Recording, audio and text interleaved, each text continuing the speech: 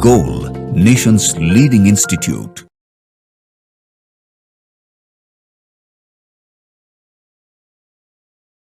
Hello students, today we are here to discuss the solution of AITS flashback second held on 31st of August 2025.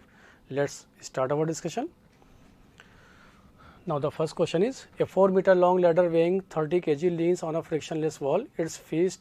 Its feet rest on the floor 2 meter from the wall. Find the reaction force of the floor. देखिए क्या पूछा गया आपसे, एक यहाँ पे ये wall है जो स्मूथ है और एक यहाँ पे फ्रिक्शन का सरफेस है, यहाँ पे ये रफ है, एक यहाँ पे लैडर है जो कि लीन है वॉल के सपोर्ट में। तो जैसे इसके कांटेक्ट में आएगा तो एक यहाँ पे रिएक्शन फोर्स होगा जिसको बोलेंगे नॉर्मल रिएक्शन, मान लेते हैं N2। इसके कांटेक्ट में है तो नॉर्मल रिएक्शन अपवर्ड डायरेक्शन में होगा, मान लेते हैं यहाँ पे N1। और चूंकि इसके पास टेंडेंसी होगी अगर ये स्लिप करेगा डाउनवर्ड डायरेक्शन में तो ये पॉइंट मूव करेगा फॉरवर्ड डायरेक्शन में, तो इधर फ्रिक्शन फोर्स एक्ट होगा इस डायरेक्शन में। टोटल लेंथ दे रखा है इसका यहाँ पे 4 मीटर के बराबर और यहाँ से इसका जो सेपरेशन है वॉल से वो दे रखा है आपके पास 2 मीटर के बराबर। ये सेपरेशन है 2 मीटर। तो इसका वेट होगा जो इसके सेंटर ऑफ मास से पास होगा उसको लिखेंगे हम लोग यहाँ पे W के बराबर, जो कि दे रखा है 30 kg। तो ये हो जाएगा आपके पास 30 इंटू जी यानी कि 100, यानी कि आ गया आपके पास 300 न्यूटन के बराबर इसका वेट। अगर ये 4 मीटर है, हाइपोटेनस है, यहाँ पे 2 है, तो ये वैल्यू मिलेगा हम लोग को √16 - 4 दैट इज आ जाएगा √12, यानी कि आप इसको लिख सकते हैं 2√3। अब यहाँ पे ये जो रॉड है या लैडर है ये इक्विलिब्रियम में, तो आपके पास दो इक्विलिब्रियम फॉर ट्रांसलेशनल इक्विलिब्रियम। अगर हम लोग यहाँ पे ट्रांसलेशनल इक्विलिब्रियम के केस की बात करें तो अपवर्ड फोर्स बैलेंस करेगा डाउनवर्ड फोर्स को, यानी कि N1 हो जाएगा इक्वल टू W, जो कि है आपके पास 300 न्यूटन के बराबर। और दूसरी बात यहाँ पे राइटवर्ड डायरेक्शन में लगने वाला फोर्स है N2, उधर यहाँ पे लगने वाला फोर्स है F, तो यानी कि N2 बैलेंस करेगा फ्रिक्शन फोर्स को F के बराबर। अभी हम लोग को ना N2 पता ना F पता है, तो इसकी वैल्यू को पता करने के लिए मान लेते हैं ये पॉइंट A है, ये पॉइंट B है और ये पॉइंट C है। तो फॉर रोटेशनल इक्विलिब्रियम में अगर टॉर्क अबाउट पॉइंट ए लिया जाए उसको जीरो करें तो ये रॉड या ये लैडर होगा रोटेशनल इक्विलिब्रियम में। तो ए पॉइंट पे चूंकि इसलिए कंसिडर किया क्योंकि यहाँ पे दो वैल्यूज हैं आपके पास N1 और F। अगर यहाँ पे हम लोग टॉर्क को जीरो कर रहे हैं तो इन दोनों की वजह से या फोर्स की वजह से यहाँ पे टॉर्क होगा जीरो, तो जिसकी वैल्यू लिख लेंगे हम लोग जीरो। बचा क्या आपके पास, एक फोर्स है आपके पास N2, तो आपने N2 लिखा into perpendicular distance from the point A. Perpendicular distance यहाँ पे किसके बराबर, दैट इज 2√3। दूसरा यहाँ पे टॉर्क प्रोड्यूस करेगा फोर्स ड्यू टू इसका वेट कितना है आपके पास यहाँ 300 और इनटू इसका परपेंडिकुलर डिस्टेंस फ्रॉम दिस, चूंकि यहाँ पे परपेंडिकुलर ड्रॉप करें सेंटर ऑफ मास से डिस्टेंस है, तो ये वैल्यू आ जाएगा आपके पास 1 मीटर। तो यहाँ लिखे इंटू 1, तो ये वैल्यू आ गया N2 will be equal to 2 से कट हो गया तो 150 डिवाइडेड बाई √3। तो क्या इसको 50√3 भी लिख सकते हैं न्यूटन में। पूछा गया आपसे रिएक्शन फोर्स और यही N2 किसके बराबर हो जाएगा, फ्रिक्शन फोर्स के बराबर। Then reaction force on the surface will be equal to R, जो कि रिजल्टेंट होगा normal reaction N1 square and friction force के। तो इसकी वैल्यूज को पुट किया तो N1 का वैल्यू आपके पास यहाँ पे 300, तो ये वैल्यू हो गया 300 स्क्वायर प्लस ये वैल्यू आपके पास आ गया 50√3, तो 50√3 का स्क्वायर। इसको सॉल्व किए तो ये वैल्यू आपके पास आ गया 312.25 न्यूटन के बराबर। तो option will be first. Now next question.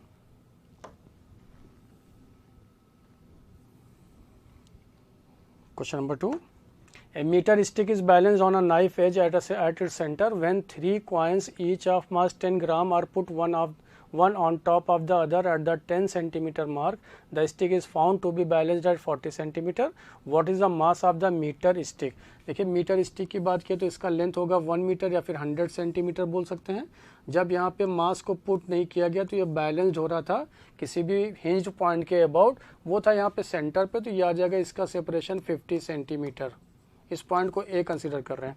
Second case में बोल रहा है कि इसी रॉड पे 3 यहाँ पे मास पुट कर दिया गया, 1 2 3 आइडेंटिकल, यहाँ पे 10 ग्राम 10 ग्राम 10 ग्राम का मार्क है, यानी कि यहाँ से 10 सेंटीमीटर की दूरी पे पुट कर दिया गया।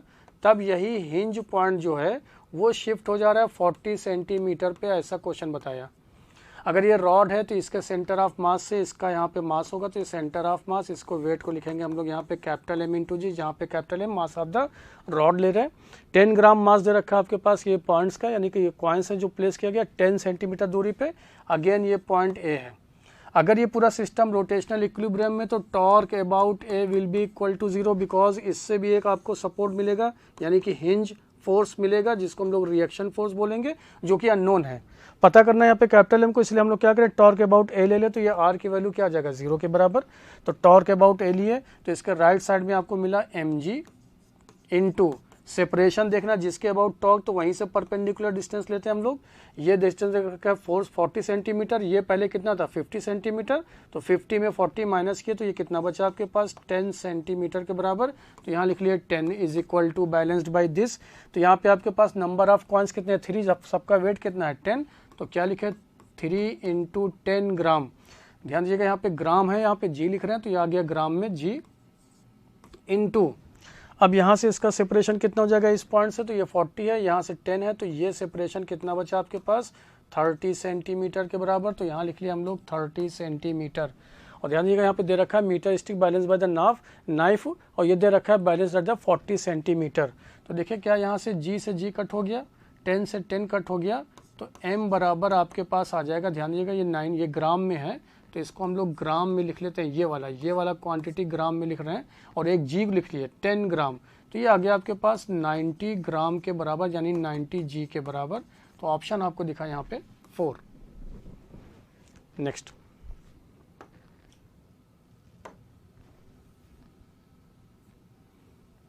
Question number 3, a solid sphere rolls up an inclined plane of angle of inclination 30 degree. At the bottom of the inclined plane, the center of mass of the sphere has a speed of 6 meter per second. How far will the sphere go up the plane?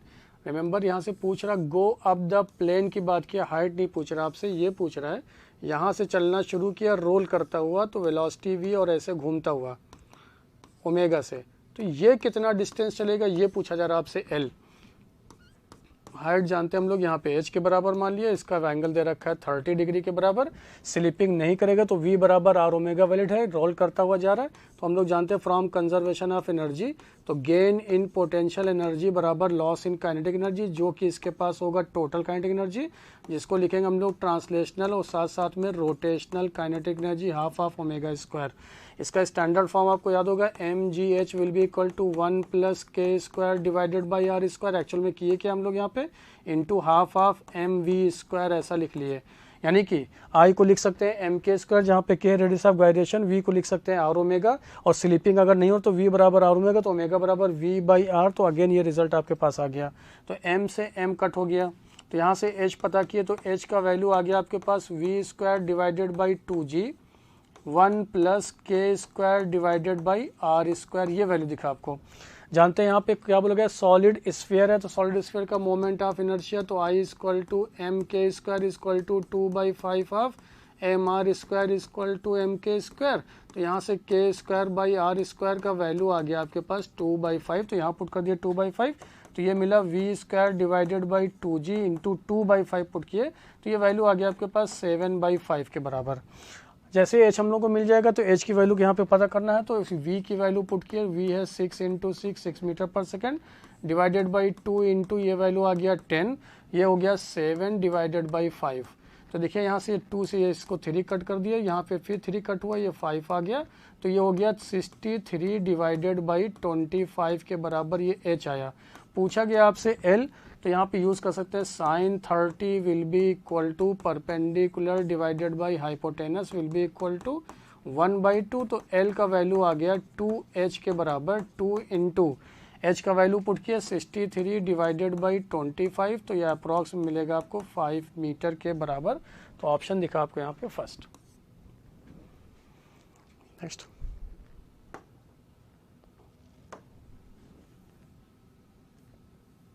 Question number 4. A rocket of mass 3000 kg is fired vertically with a speed of 6 km per second from the Earth's surface. How far from the Earth's center does the, remember earth के centre से पूछा जा रहा है, earth centre does the rocket go before returning to the earth, before returning to the earth, तो इसका मतलब इसकी फाइनल वेलोसिटी यहाँ पे क्या होना चाहिए 0, इसको यहाँ रुकना पड़ेगा। मास ऑफ द अर्थ दे रखा है, mean radius of the earth दे रखा है, और साथ साथ में जी का वैल्यू दे रखा है। तो देखिए क्या हम लोग यहाँ from conservation of energy use कर सकते हैं, फ्रॉम कंजर्वेशन ऑफ एनर्जी से लिखेंगे K initial plus U initial will be equal to K final plus U final, लेकिन के फाइनल हो गया 0 बिफोर रिटर्निंग बोल दिया। प्रोजेक्ट कर रहे हैं इसको तो half of M into V square minus times of potential energy G M M divided by R at the surface will be equal to minus G M M divided by, क्या इसको are plus H लिख सकते हैं यहाँ से। तो M M M cut होता चला गया तो V square by 2 will be equal to, लिख सकते हैं यहाँ से G M M divided by R plus H, sorry इसको लिख लेंगे आर, चूंकि ये माइनस होगा यहाँ से इसको माइनस कर देते हैं, फिर से लिख लेंगे इसको जी एम बाई आर, चूंकि ये पॉजिटिव हो जाएगा और ये नेगेटिव था तो minus G M divided by R plus H. R plus H अगर हम लोग यहाँ पे एलसीएम ले लें आर के साथ में आर प्लस एच तो क्या दिखेगा, जी एम क्रॉस मल्टीप्लाई किए तो R plus H minus R, R से आर कट हो गया तो V square divided by 2 will be equal to G into M divided into H divided by R into R plus H लिख लिए। सारी values यहाँ पे पुट कर दे रहे हैं, फिर एच की वैल्यू कैलकुलेट कर लेंगे तो वी दे रखा है आपको यहाँ से 6 किलोमीटर पर सेकेंड, तो इसको मीटर में लिखे तो 6 into 10 to the power 3 divided by 2, ये था square will be equal to G का value 6.67 10 to the power -11 mass of the earth 6 into 10 to the power 24 kg into H divided by R का value यहाँ पे 6.4 into 10 to the power 6 लिख सकते हैं metre में, और इंटू आर प्लस एच ऐसा लिखा गया। तो यहाँ से पता किया हम लोग आर बाई एच यानी कि सॉल्व किए तो एच का वैल्यू यहाँ से आ गया 2586.5 किलोमीटर के बराबर। तो पूछा फ्रॉम सेंटर तो ये हो जाएगा आर प्लस एच, इसमें आर और ऐड करेंगे, सॉल्व करेंगे तो वैल्यू आ जाएगा 9 into 10 to the power 6 metre के बराबर। तो ऑप्शन दिखा आपको यहाँ से 4। रिमेंबर ये किलोमीटर में आएगा, ये सॉरी ये मीटर में आएगा, फिर उसको वहाँ पे कन्वर्ट कर लेंगे तो ये वैल्यू आ जाएगा आपके पास, ठीक है, एच का value. Now next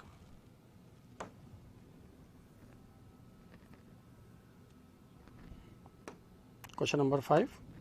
A satellite orbits the earth at a height of 2600 km above the surface. How much energy must be expended to rocket the satellite out of the earth gravitational influence? Mass of the satellite दे रखा है, mass of the earth and radius of the earth दे रखा है, g का value. देखिए आपको बोला गया कि जानते हैं किसी भी सैटेलाइट को यानी कि बाउंड सिस्टम बनाने के लिए टोटल एनर्जी ऑफ सैटेलाइट होता है नेगेटिव। अगर उसी नेगेटिव टोटल एनर्जी को बोल रहा कि कितनी एनर्जी एक्सपेंडेड यानी दिया जाए ताकि वो ग्रेविटेशनल इफेक्ट के इन्फ्लुएंस से दूर हो जाए, तो इट मीन्स जो एनर्जी बाउंड करके रखे हुए उसी को पॉजिटिव कर दें तो वो यहाँ से ग्रेविटेशनल इफेक्ट से वो दूर चला जाएगा। तो एनर्जी बोला गया एक्सपेंडेड, कितना एनर्जी प्रोवाइड किया जाए, तो minus times of total energy of satellite, क्योंकि टोटल एनर्जी ही इसको बांध के रखे हुए था तो माइनस टाइम्स लिखे, माइनस होता क्या है G M M divided by, किसी हाइट पे था तो हम लोग यहाँ से लिख लिए आर प्लस एच के बराबर, क्योंकि यहाँ से दे रखा है कि 26 किलोमीटर एबव था। तो यही वैल्यू मिल गया आपको, जी का वैल्यू पुट किया 6.67 into 10 to the power -11 into mass of the earth 6 into 10 to the power 24 kg into ये वैल्यू आपको दे रखा है स्मॉल m का वैल्यू देखिए दे रखा है 2000 kg, तो इसको 2 into 10 to the power 3 kg में लिख लिए, डिवाइडेड बाई r का value 6.4 into 10 to the power 6 लिखे, प्लस h का वैल्यू दे रखा है 26 किलोमीटर, तो इसको लिख लिए 2.6 into 10 to the power 6 metre में। सारी वैल्यूज़ यहाँ पे पुट किए, इसको सॉल्व किए तो रिजल्ट आया आपके पास 4.44 into 10 to the power 10 joule के बराबर। तो ऑप्शन आपको दिखा यहाँ से second. Next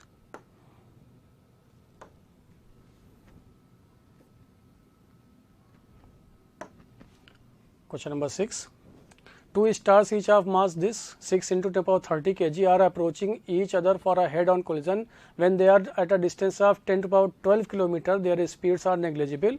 What is the speed with which they collide? The radius of each star is 10 to power 6 km. Assume that the radius to remain undistorted, stars remain undistorted until they collide. यानी कुछ ये situation है कि जब ये दोनों कुछ दूरी पे सेपरेटेड था, जो कि दे रखा है आपको, मान लेते हैं वो स्मॉल आर के बराबर है, तब यहाँ पे इसके पास सिर्फ ओनली ग्रेविटेशनल पोटेंशियल एनर्जी था, क्योंकि इसके पास स्पीड नेग्लिजिबल था। और जब दोनों आके यहाँ पे कोलाइड किया, और ऐसे कोलाइड किया कि कोई डिस्टॉर्शन ना आने पाए, ताकि अब इन दोनों के सेपरेशन हो जाए इन दोनों के बीच में 2r के बराबर, चूँकि इसका रेडियस r है, इसका भी रेडियस r है। तो ये पूछा गया कि आपके पास क्या होगा, यहाँ पे वैल्यूज़ पूछ रहा क्या होगा, स्पीड, किस स्पीड से आके टकराएगा। अगेन हम लोग यहाँ पे बात करें पूरे इस प्रोसेस में जो कोलिजन प्रोसेस हो रहा है वो इंटरनल फोर्स के वजह से, कहीं पे एक्सटर्नल फोर्स नहीं, किसी ने इसको थ्रो नहीं किया कि जाके कोलाइड करे। तो फिर यहाँ पे यूज़ कर सकते हैं फ्रॉम कंजर्वेशन ऑफ एनर्जी। तो लिखेंगे हम लोग K initial plus U initial will be equal to K final plus U final के बराबर। के इनिशियल 0 इनिशियल पोटेंशियल एनर्जी, तो जी एम, दोनों का मास सेम है, तो यहाँ पे अभी लिख सकते हैं हम लोग G M square divided by smaller, क्योंकि जी M1 M2 होता है तो यहाँ पे मास दोनों का सेम है, तो इसलिए जी एम स्क्वायर लिख लिया, इज इक्वल टू दोनों की वेलोसिटी यहाँ पे सेम होगा, तो half of m into V square 2 से मल्टीप्लाई कर लिए, और माइनस अब यहाँ लिख रहे हैं G M square divided by ये सेपरेशन अब हो जाएगा 2r के बराबर, सेंटर टू सेंटर इसका सेपरेशन 2r के बराबर। m से m कट होता चला गया, तो यहाँ से क्या लिख सकते हैं हम लोग, वी स्क्वायर 2 से 2 कट हो गया, m से m कट हो गया, तो V square is equal to, इसको इधर ट्रांसफर किए तो जी एम कॉमन ले लेते हैं, तो यहाँ बचा आपके पास 1/2r माइनस का ये आ गया 1/r। तो सारी वैल्यूज पुट कर लेते हैं, V square is equal to G का value 6.67 10 to the power -11 into 6 into 10 to the power 24 divided by 1/2। Radius दे रखा है यहाँ पे, radius the radius of each star इसको 10 टू पावर 6 किलोमीटर है, तो इसको 10 टू द पावर 9 लिख लेते हैं मीटर में, -1/r। ये दे रखा है सेपरेशन 10 टू पावर 12 किलोमीटर, तो इसको 10 टू द पावर 15 लिख सकते हैं हम लोग। यहाँ से इसको सॉल्व किए तो v का वैल्यू आ गया आपके पास 4.5 into 10 to the power 5 metre पर सेकेंड। यहाँ पे सॉल्व करने के बाद तो ऑप्शन दिखा आपको 3। Next,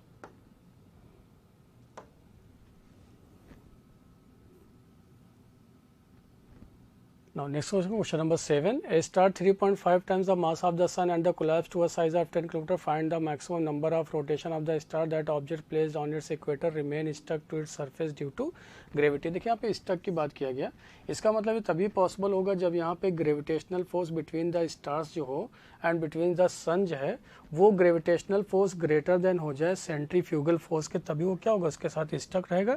it means gravitational force greater than or equal to होना चाहिए सेंट्रीफ्यूगल फोर्स, जिसको हम लोग सूडो फोर्स बोल रहे हैं। दैट इज होगा क्या, G M M divided by into capital R square, जो भी यहाँ पे सेपरेशन उसको कैपिटल आर मान लिया, विल बी इक्वल टू ये हो जाएगा M into R into omega square. तो यहाँ से देखिए एम एम कट हो गया यहाँ पे, तो ये एम कट हो गया। द स्टार्स का मास दे रखा है 3.5 times the mass of the sun and collapse to the size of this. तो क्या आप यहाँ से ये भी बोल सकते थे G M by R square, तो लिख सकते हैं जी का value 6.67 10 to the power -11 into ये वैल्यू यहाँ पे पुट करें, मास दे रखा है स्टार का mass 3.5 times the mass of the sun है, तो इसका और यहाँ पे देखो मास ऑफ द सन दे रखा है आपको 2 into 10 to the power 30 kg का 3.5 टाइम्स डिवाइडेड बाई ये रेडियस यहाँ पे दे रखा है, सेपरेशन दे रखा है इनके बीच में 10 किलोमीटर, तो उसको 10 किलोमीटर है इनको 10 टू द पावर 3 यानी कि 4 लिख लिया, का होल क्यूब लिख लिया बिकॉज यार इधर आ गया, greater than or equal to इसको लिख सकते हैं 2πf के बराबर इनका होल स्क्वायर। जैसे इसको सॉल्व किए तो क्योंकि ये वैल्यू आपके पास है 3.5, ये f दे रखा है तो पूछा गया रेवोल्यूशन पर सेकंड में, तो यहाँ से फ्रीक्वेंसी का जो वैल्यू होगा वो 3.44 into 10 to the power 3 revolution पर सेकंड मिलेगा आपको आंसर। तो ऑप्शन आपको दिखा यहाँ से सेकंड, ये वैल्यू आ जाएगा 3.44, तो ऑप्शन आ गया आपके पास सेकंड। नेक्स्ट,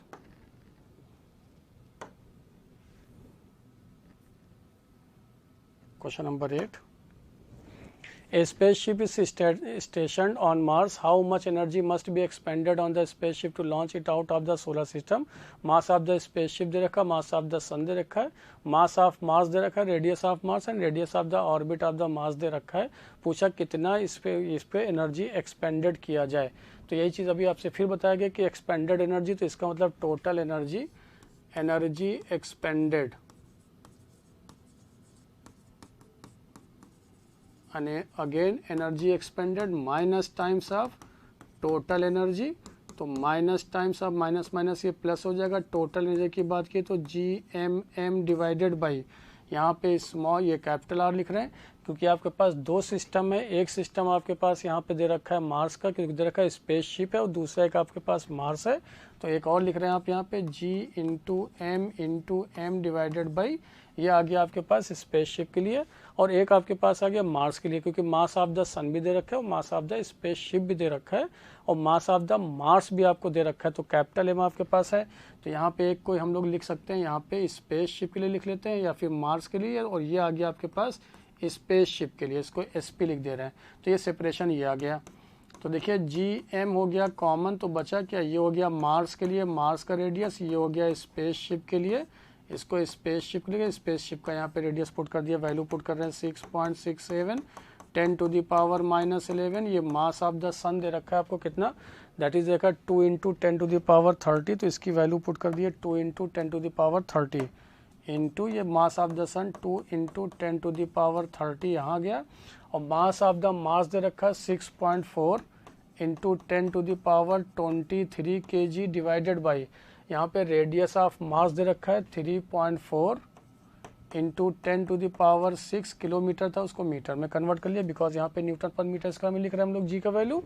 और यहाँ पे दे रखा है मास ऑफ द स्पेसशिप प्लस ये वैल्यू दे रखा है, मास ऑफ द स्पेसशिप है 6000 kg, तो इसको लिख लिए 6000 kg divided by radius of the spaceship, radius of the orbits of the Mars जिसके अराउंड ये रोटेट कर रहा दे रखा है। देखिए मास ऑफ द स्पेसशिप मिल गया and radius of the Mars मिल गया, radius of the orbit of the Mars जिसके अराउंड ये स्पेसशिप मूव कर रहा है, तो 2.3 किलोमीटर है, तो इंटू 10⁻11 मीटर में सारी वैल्यूज यहाँ पे पुट किए, इसको सॉल्व किए तो ये वैल्यू आ गया 3.6 × 10⁻12 जूल के बराबर। तो ऑप्शन दिखा आपको यहाँ से 3।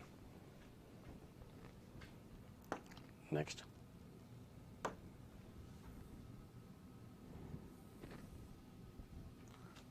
Question number 9। A rocket is fired vertically from the surface of Mars with a speed of 4 km per second. If 25% of its initial energy is lost due to the Martian atmospheric resistance, how far will the rocket go from the surface of Mars before returning to it? मास दे रखा है, radius दे रखा है Mars का। तो देखिए again यहाँ पे बात करें तो from conservation of energy, from conservation of energy तो K initial plus U initial will be equal to K final plus U final. Before returning तो ये हो गया 0। के इनिशियल आपको दे रखा है 25% लॉस हो गया, तो बचा कितना पर इसके पास 75% ऑफ हाफ ऑफ mv² से ये लॉन्च हुआ, जबकि इसके पास ग्रेविटेशनल पोटेंशियल एनर्जी होगा GMM डिवाइडेड बाई R के बराबर। फिर यहाँ पे minus times of GMM divided by, अब किसी हाइट पे चला गया तो यहाँ पे हम लोग लिख दिए इसको R प्लस H, वही पता करना आपको हाइट क्या होगा, यहाँ से कितनी ऊंचाई पर गया ये फायर किया गया। तो 75% बात करें तो ये आ गया आपके पास 1/8 × v² माइनस इधर ट्रांसफ़र कर दे रहे हैं, तो ये मिला आपको यहाँ से GM डिवाइडेड बाई या फिर R कॉमन लेते हैं 1/R minus 1/R plus H, M से M कट होता चला गया और GM ले लिए कॉमन।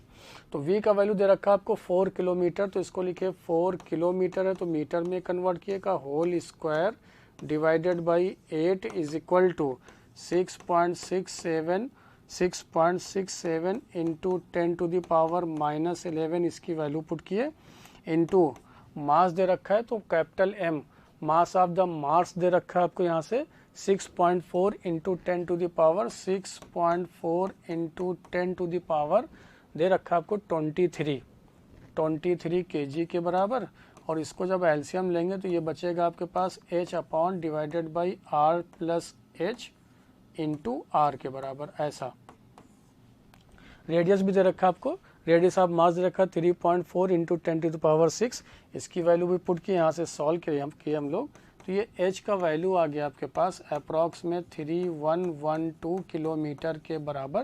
तो ऑप्शन दिखा आपको यहाँ से first. Next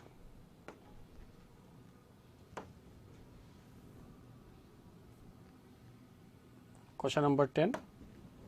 A uniform square plate has a small piece Q of an irregular shape removed and glued to the center of the plate having a hole behind. जैसे यहाँ पे दे रखा है, the center of mass of the plate is now the following coordinate of the XY plane. जानते हैं centre of मास जो होता है वो शिफ्ट होता है टुवर्ड्स द हैवियर मास. अगर यहाँ से ये पोर्शन आपने कट करके फिर सेंटर के अबाउट ग्लूड कर दिया तो यहाँ पे तो एक होल क्रिएट हुआ, यानी यहाँ पे मास की कमी आ गई.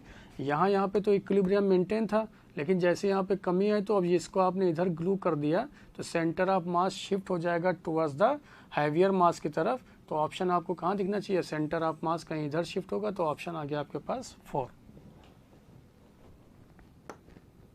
नेक्स्ट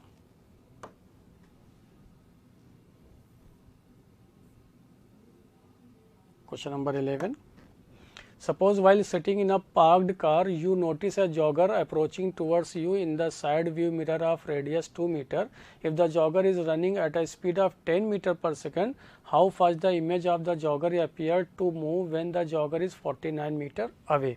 देखिए हम लोग यहाँ पे जानते हैं कि स्पीड की बात कर रहा है तो जानते हैं कि 1/v प्लस 1/u, चूँकि मिरर की बात कर रहा है 1/u इक्वल टू 1/f होता है. डिफ्रेंशिएट करें इसको विद रिस्पेक्ट टू टाइम तो -1/v square dv by dt minus 1/u square du by dt. Focal length constant होता है, इसका डिफ्रेंशिएशन 0. क्या दिखा आपको यहाँ से, dv by dt equal to minus times of v by u का whole square into du by dt.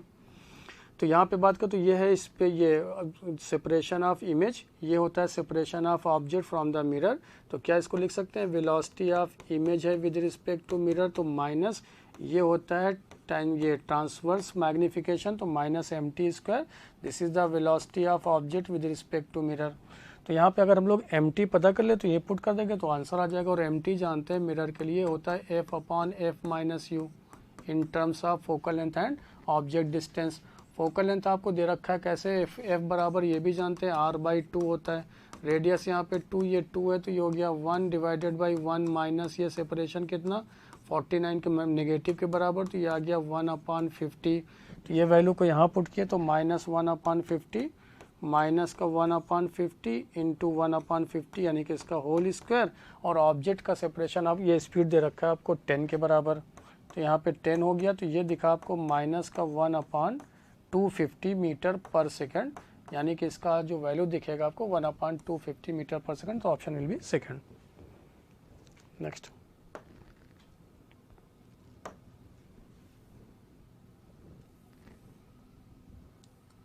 Question number 12. A small bulb is placed at the bottom of a tank containing water to a depth of 14√7 centimeter. What is the area of the surface of water through which light from the bulb can emerge out reflective index? Consider the bulb to be a point source. ये कुछ ऐसा यहाँ पे इस separation पे यहाँ पे एक बल्ब रखा हुआ है एज ए पॉइंट सोर्स है. तो कितना एरिया हो यहाँ पे देखिए, अगर हम लोग बात करें कि यहीं पे लाइट अगर इंसिडेंस ऐसे हो क्रिटिकल एंगल पे तो इसका ग्रेजिंग इमर्जेंस होगा लाइट का, क्योंकि सोर्स है. सोर्स ऑफ लाइट यहाँ नॉर्मल ड्रॉ किए, नॉर्मल ड्रॉ किए, ग्रेजिंग इमर्जेंस हुआ तो ये एंगल ऑफ रिफ्रैक्शन यहाँ पे हो गया 90 डिग्री के बराबर. अगेन यहाँ पे नॉर्मल ड्रॉ किए तो एंगल ऑफ रिफ्रैक्शन अगर यहाँ 90 डिग्री के बराबर ये r हो गया तो ये इंसिडेंट होता है θc के बराबर. तो यहाँ भी क्या दिखेगा आपको, क्रिटिकल एंगल θc. अगर इस ऑब्जेक्ट के यहाँ पे जो है रेडियस r है, ये हाइट आपको बल्ब का दे रखा है h के बराबर, तो आप यहाँ से लिख सकते हैं tan θc. tan θc क्या हो जाएगा, परपेंडिकुलर डिवाइडेड बाई बेस. तो आपसे पूछा गया यहाँ पे r, तो r पहले बता सकते हैं. पूछा गया है यहाँ पे एरिया, तो r बराबर आ जाएगा h इंटू tan θc. तो यहाँ से एरिया की बात करें तो एरिया इसका area a will be equal to pi times of r square. तो पाई लिख लिए, h स्क्वायर लिख लिए इनटू tan स्क्वायर θc. अभी ये नहीं पता कि tan θc का वैल्यू क्या होगा, तो जानते हैं sin θc क्या होता है 1/μ के बराबर. यहाँ से ट्रायंगल बना लिए, ये देखिए θc है ये, तो ये हो गया 1, ये हो गया हाइपोटेनस परपेंडिकुलर हाइपोटेनस, तो ये मिला आपको μ square -1.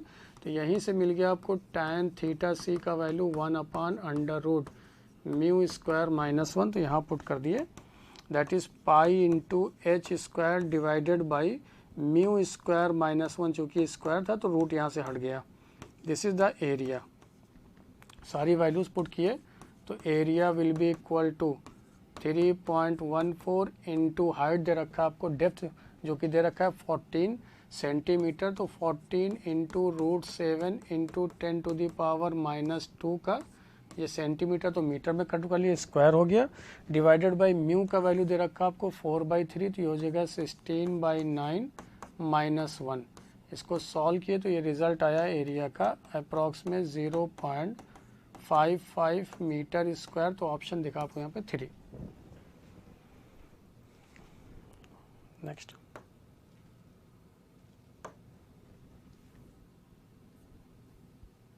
Question number 13। A prism is made of glass of unknown refractive index. A parallel beam of light is incident on a face of the prism. The angle of minimum deviation is measured to be 30 degree. देखिए क्या क्या दे रखा है, media ये minimum deviation है 30 degree, angle of prism जो capital A है वो दे रखा है आपको यहाँ पे, angle of prism is 60 degree, यहाँ पे ये दे रखा है 60 डिग्री। तो पूछ रहा है आपसे refractive index of the material क्या होगा, तो mu is equal to according to formula sine of A plus delta min divided by 2 divided by sine A by 2, ये फार्मूला ऐसा हम लोग जानते हैं। तो यहाँ लिखे साइन ए का वैल्यू हो गया 60 degree plus 30 degree divided by 2 divided by sign of 60 degree divided by 2 आ गया, ये हो गया साइन 90, तो ये बचा कितना आपके पास साइन ऑफ 45/2 होने की वजह से ये आ गया साइन ऑफ 30 डिग्री, ये हो गया 1/√2 डिवाइडेड बाई 1/2 जो कि किसके बराबर √2, और √2 का वैल्यू कितना होता है भाई 1.414, तो ऑप्शन दिखा आपको यहाँ पे पहला। नेक्स्ट ये म्यू था।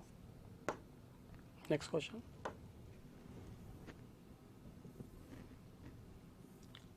Question number 14। A beam of light converges at a point P. Now a lens is placed in the path of the convergent beam 16 cm from point P. At what point does the beam converge if the lens is concave lens of focal length 24 cm? देखिए यहाँ पे कोई point P है, पहले यहाँ पे कोई lens नहीं था, तो ये यहाँ पे आके ऐसे कन्वर्ज हो रहा था।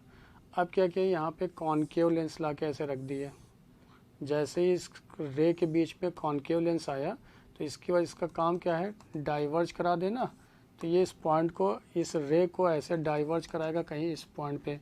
तो पूछा कि कहाँ पे, ये पहला पॉइंट P था, अब पूछा कहाँ पे इमर्ज होगा, कहाँ पे आके कन्वर्ज करेगा। This is the direction of incident light.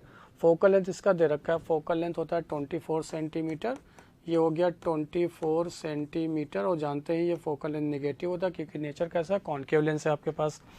तो अगर पूछा यहाँ पे ये सेपरेशन क्या होगा, यानी इमेज कहाँ बनेगा, तो इसको V मान लिया, और ये आपको पहले से ही दे रखा है, U का डिस्टेंस दे रखा है आपके पास, U का डिस्टेंस दे रखा है आपको 16 सेंटीमीटर। U होगा positive because the incident light में है, और कॉन्केव लेंस का फोकल लेंथ सेकेंडरी फोकस इधर होता है, इसलिए इसको हम लोग क्या लिख रहे हैं यहाँ पे नेगेटिव, ये आ गया नेगेटिव। और along the direction of incident light ये है U आपके पास पॉजिटिव, तो U को लिखे हम लोग प्लस का दे रखा है 16 सेंटीमीटर। फार्मूला यूज़ किए 1/V minus 1/U equal to 1/F, 1/V minus का 1/16 इक्वल टू माइनस का 1/24। इसको सॉल्व किए तो 1/V इक्वल टू ये आ गया 1/16 माइनस 1/24। तो यहाँ से हम लोग कॉमन ले लिए 48 कॉमन ले लिए, तो ये वैल्यू आपको दिखने लगा। ध्यान दीजिए कि ये माइनस में, ये प्लस में है, तो ये वैल्यू आपके पास आ गया 48, तो ये आ गया ये 3 आएगा, 1600 है ना, ये 3 हो जाएगा, सॉरी ये 3 हो जाएगा, ये -2 हो जाएगा, तो ये आ गया 1/48, तो 1/V, तो यहाँ से V का वैल्यू आ गया आपके पास 48 सेंटीमीटर के बराबर, तो ऑप्शन दिखा आपको 3। नेक्स्ट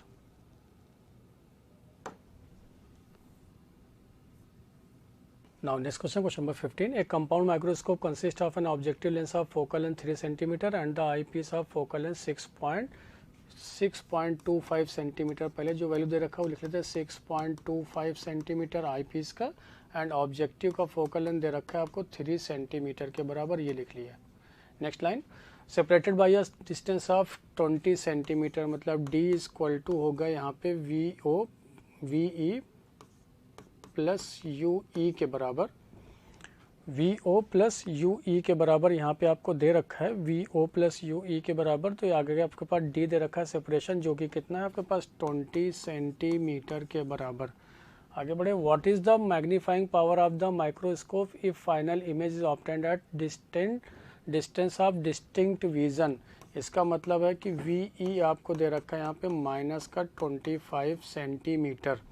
तो मैग्निफिकेशन का फार्मूला जानते हैं हम लोग, V O divided by mod of U O 1 plus D by F E के बराबर। यहाँ पे डी क्या है, डिस्टिंक्ट विजन। अगर यहाँ पे बात करें तो पहले यहाँ यूज़ कर रहे हैं 1 अपान फॉर आई पीस के लिए 1 upon V E minus 1 upon U E equal to 1 upon F E for I piece के लिए, focal length for I piece के लिए लेंस फार्मूला। तो 1 अपान वी का वैल्यू माइनस का 25, यू ई नहीं पता, इसको ऐसे लिखे 1 अपान एफ ई दे रखा है 6.25। तो यहाँ से सॉल्व किए तो यू ई का वैल्यू आ गया माइनस का 5 सेंटीमीटर। यहाँ पुट किए तो डी का वैल्यू आपको मिला, डी का वैल्यू दे रखा है आपको। तो यहाँ पे जब डी की वैल्यू पुट करते तो रिमेंबर यहाँ पोलैरिटी नहीं पुट करते, यानी निगेटिव साइन नहीं पुट करेंगे। तो वी ओ का वैल्यू आ जाएगा आपके पास डी माइनस यू ई। तो यू डी का वैल्यू दे रखा है 20 minus 5 will be equal to 15 centimetre. तो वी ओ आ गया आपके पास 15 सेंटीमीटर। तो again from lens formula for objective lens minus 1 upon U equal to 1 upon F O, ये दे रखा आपको 15 minus 1 upon U O equal to 1 upon F O दे रखा आपको 3 सेंटीमीटर। इसकी वैल्यू यहाँ से पता किए तो आपको यू ओ मिल गया माइनस का 15 डिवाइडेड बाई 4 सेंटीमीटर के बराबर।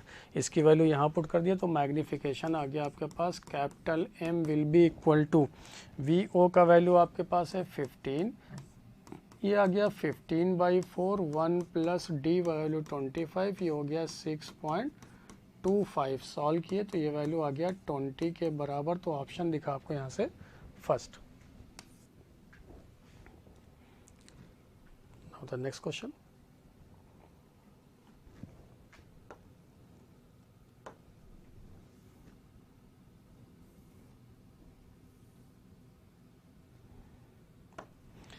a person with a normal near point 25 centimeter using a compound microscope with the objective of focal length 11 mm, focal length दे रखा ऑब्जेक्टिव का FO 11 mm, जिसको 1.1 सेंटीमीटर बोल सकते हैं, and eyepiece of focal length 3 तो eyepiece का focal length 3.125 centimetre के बराबर, can bring an object placed at 12 mm from the objective. तो इस बार यू ओ दे रखा आपको 12 mm यानी कि 1.2 सेंटीमीटर के बराबर। ये नेगेटिव होगा, ये नेगेटिव दे रखा आपको, यहाँ पे नेगेटिव लिख सकते हैं पहले से ही ऐसे। Objective in sharp focus, what is the separation between the two lenses. तो डी आपसे पूछा गया जो कि होगा V O plus U E के बराबर। वी ओ पता करना है तो पहले आपको फिर लेंस फार्मूला हम लोग यूज़ करेंगे। Again from lens formula for I piece के लिए तो 1 upon V E minus 1 upon U E, और यहाँ से देखा पर्सन का डिस्टिंक्ट नॉर्मल पॉइंट दे रखा 25 सेंटीमीटर। तो अगेन यहाँ से आपने यू ई पता किया तो 1 upon U E will be equal to 1 upon V E minus का 1 अपान एफ ई माइनस का 1 अपान 25 माइनस 1 अपान एफ ई आपको दे रखा है 3.125। सॉल्व किए तो यहाँ से यू ई का वैल्यू आ गया माइनस का 25/9 सेंटीमीटर। जैसे ये माइनस का 25/9 सेंटीमीटर है तो अब आप यूज़ करेंगे यहाँ पे ऑब्जेक्टिव फोकल लेंथ का फार्मूला, ऑब्जेक्टिव लेंस फार्मूला, ताकि यहाँ से वैल्यू मिल जाए आपके पास। तो यानी कि अगेन आपने यूज़ किया for objective lens, again focal formula for objective lens तो minus 1 upon U O equal to 1 upon F O. तो 1 अपान वी ओ पता करना है, जबकि इस बार 1 अपान यू ओ दे रखा है माइनस का 1.2 is equal to 1 upon F O का वैल्यू आपके पास 1.1 सेंटीमीटर। जैसे ये 1.1 सेंटीमीटर आया तो यहाँ पे आपने सॉल्व किया तो वी ओ का value after solving will be equal to 13.2 centimetre.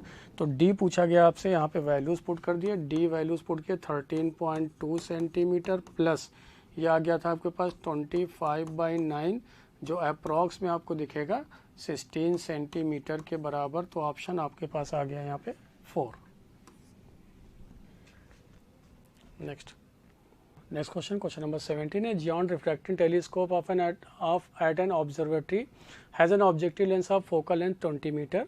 If an eyepiece of focal length 1.5 centimeter is used to view the moon, what is the diameter of the image of the moon formed by the objective lens? The diameter of the moon दे रखा है and radius of the lunar orbit दे रखा है.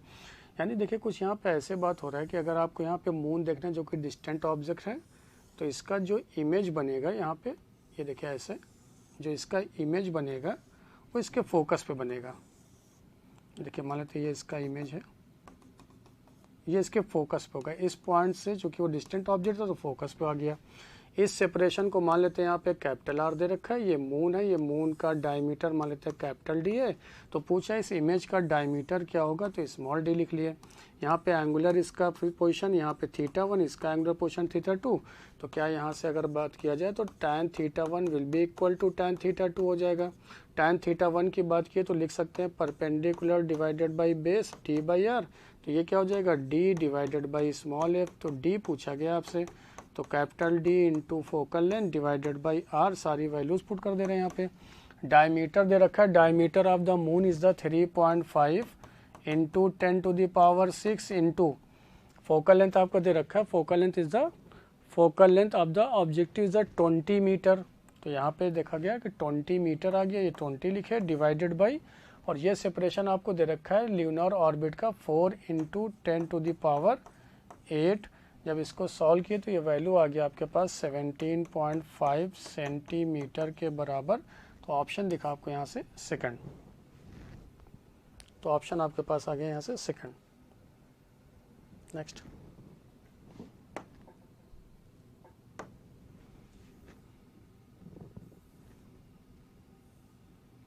Question number 18.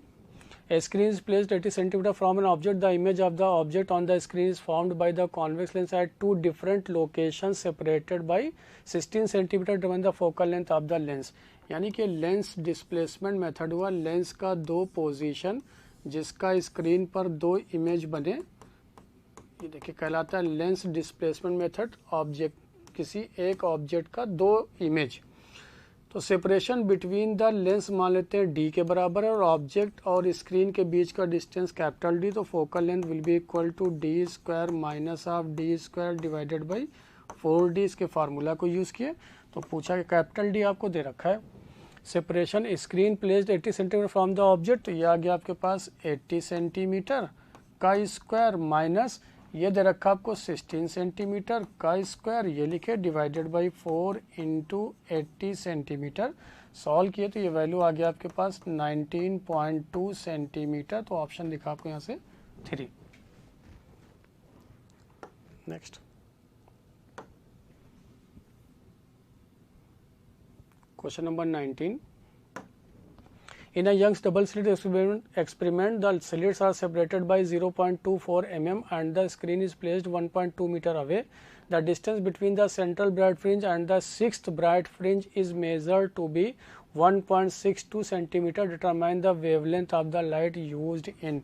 देखिए for YDSE के लिए बात करें, YDSE position of a bright fringe will be equal to n lambda d divided by d. Small D, जहाँ पे small D the separation between the this. तो यहाँ पे देखो कैपिटल डी दे रखा है 1.2 metre separated 0.24 mm. Small D दे रखा है 6 बोला गया और ये वैल्यू दे रखा है 1.62 into 10 to the power -2 metre में 6 बोला गया. लैम्डा पता करना है. कैपिटल डी का वैल्यू 1.2 मीटर जबकि सेपरेशन बिटवीन द स्लिट्स दे रखा है 0.24 into 10 to the power -mm में तो -3. तो यहाँ से सॉल्व किए तो ये वैल्यू आ गया lambda will be equal to 5400 angstrom के बराबर. तो ऑप्शन दिखा आपको यहाँ से first. Next question number 20. In Young's double slit experiment using monochromatic light of value lambda, the intensity of the light at a point on the screen where path difference in lambda is k unit. What is the intensity of the light at a point where the path difference is lambda by 6? पहले देखिए हम लोग जानते हैं phase difference होता है delta phi will be equal to 2 pi by lambda into delta X. First case में 2 pi by lambda, path difference lambda है तो डेल्टा फाई आ गया 2 पाई के बराबर। तो यहाँ से जो इंटेंसिटी था वो दे रखा है, intensity resultant will be equal to 4 I naught into cos square 5/2।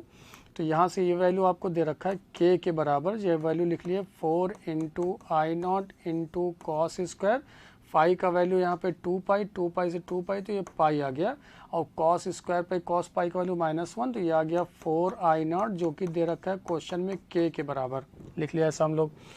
अब बोला कि नाउ पाथ डिफरेंस बदल के हो गया delta phi equal to 2 pi by lambda, path difference now is the lambda by 6, lambda by 6 तो ये आ गया आपके पास pi by 3, then resultant intensity will be equal to 4 I naught into cos square phi का value pi by 3 है तो 6 कर लिए, और ये 4 आई नॉट है के बराबर, ये हो गया cos 30, cos 30 का वैल्यू होता है √3/2, तो क्या इसको लिख सकते हैं हम लोग 3/4, तो ये वैल्यू आ गया 3/4 ऑफ के, तो ऑप्शन दिखा आपको यहाँ पे 4। Next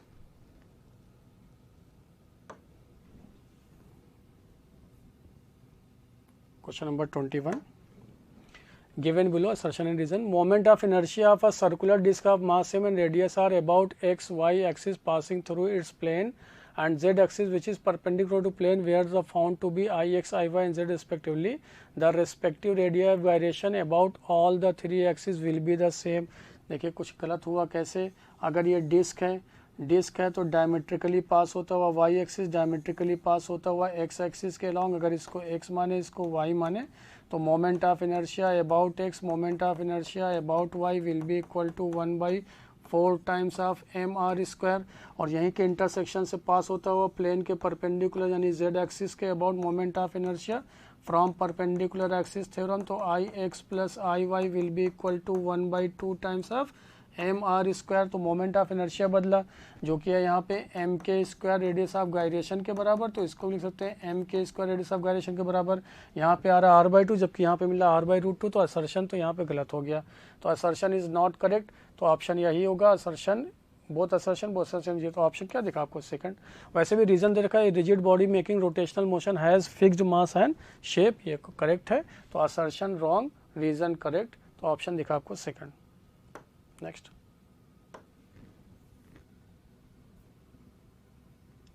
question number 22, a metal coin of mass 20 gram and radius 2 cm is fixed to a thin stick AB of negligible mass as shown in the figure. The system is initially at rest. The constant torque that will make the system rotate about AB at 32 rotations per second in 4 seconds is close to.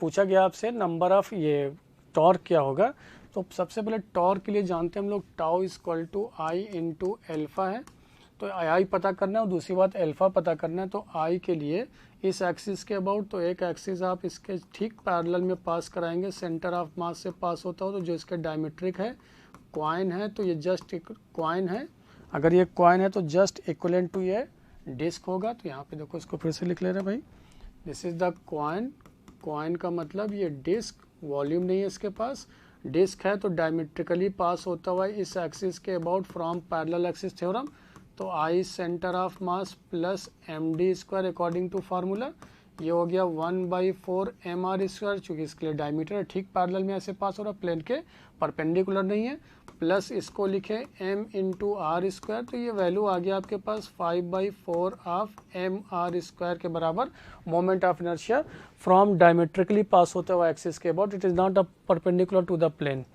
तो यहाँ पे moment of inertia मिल गया, तो इसको लिख सकते हैं 5/4 of M R square, चाहिए क्या अब एल्फा, तो जानते हैं किसी देखो 32 रोटेशन पर सेकंड इन 4 सेकंड बोला गया, तो फ्रॉम फर्स्ट इक्वेशन से जानते हैं हम लोग omega equal to omega naught plus alpha into T, rest पे था इनिशियली तो 0 लिखे, तो एल्फा आ गया आपके पास ओमेगा बाई टी, ओमेगा का वैल्यू दे रखा है 32 रोटेशन है, तो इसको 2 पाई से मल्टीप्लाई किया, रेडियन में कन्वर्ट हो गया, डिवाइडेड बाई सेकंड दे रखा, तो यहाँ पे 4 वो पुट किए, तो ये वैल्यूज़ यहाँ पे पुट कर दिए, तो ये आ गया 16 पाई के बराबर, सारी वैल्यूज़ पुट किए तो 5/4, तो ये हो जाएगा, ये 4 से ये कट हो गया, तो यहाँ पे 4 ये हो गया 20 इंटू पाई इंटू मास दे रखा है आपको 20 ग्राम, तो 20 इंटू 10⁻³ और रेडियस दे रखा है 2 सेंटीमीटर, तो 2 इंटू 10⁻⁻4 सॉल्व किए तो ये रिजल्ट आ गया 5 इंटू 10⁻⁻4 न्यूटन मीटर टॉर्क का वैल्यू। तो ऑप्शन दिखा आपको यहाँ से 4। Next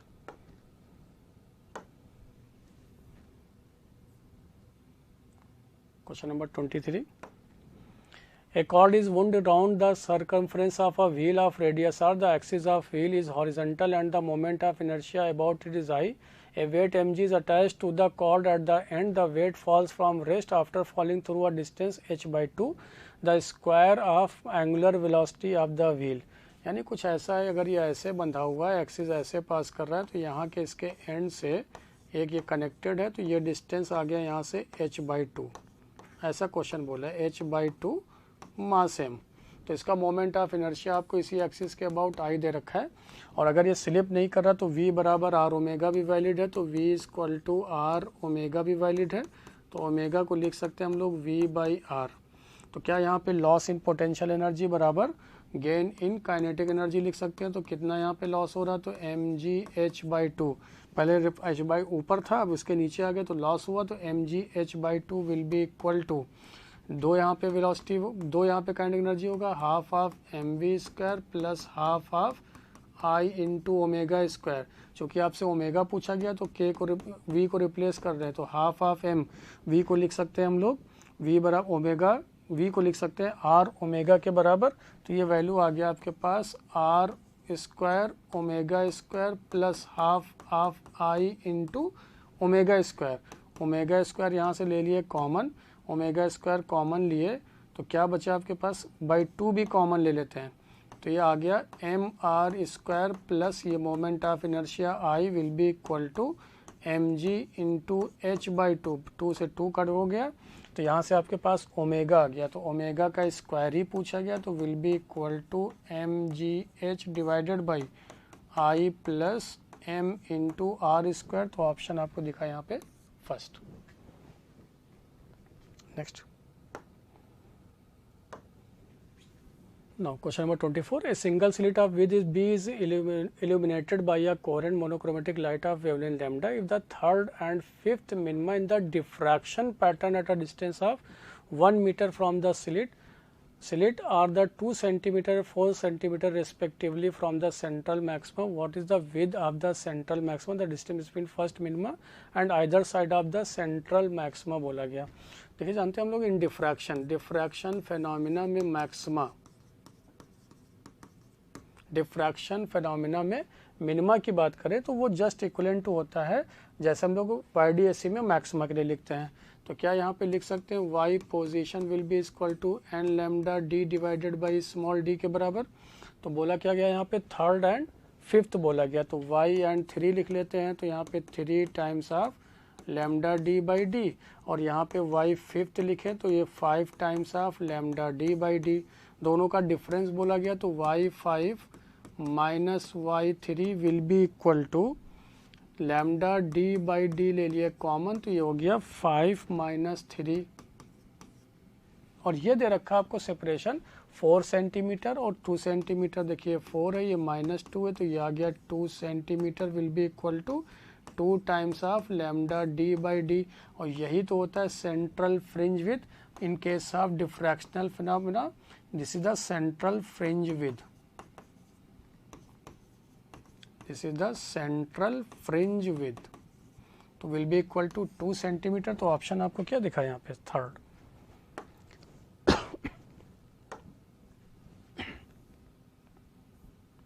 next question, question number 25. Unpolarized light of intensity I is incident on a system of 2 polarizers A followed by B. The intensity of emergent light is 1/2 या I/2. If a third polarizer C is placed between A and B, the intensity of emergent light is reduced to 2I/5. The angle between polarizer A and C is theta. Then देखिए अगर यहाँ पे बात करें A और B की बात करते हैं, पोलराइजर A और B के लिए, A और B बोल रहा कि B से पास होने वाली लाइट जो है उसके द्वारा जो इंटेंसिटी है वो इसके इनिशियल के I/2 है। ठीक है, समझ लेते हैं। अगर यहाँ पे इंटेंसिटी I है या I0 है, यहाँ से पास होने वाली इंटेंसिटी I1 को लिख सकते हैं हम लोग I0/2। बोल रहा है ये जो B है इससे भी पास हो रहा है, वो भी इंटेंसिटी है I0/2।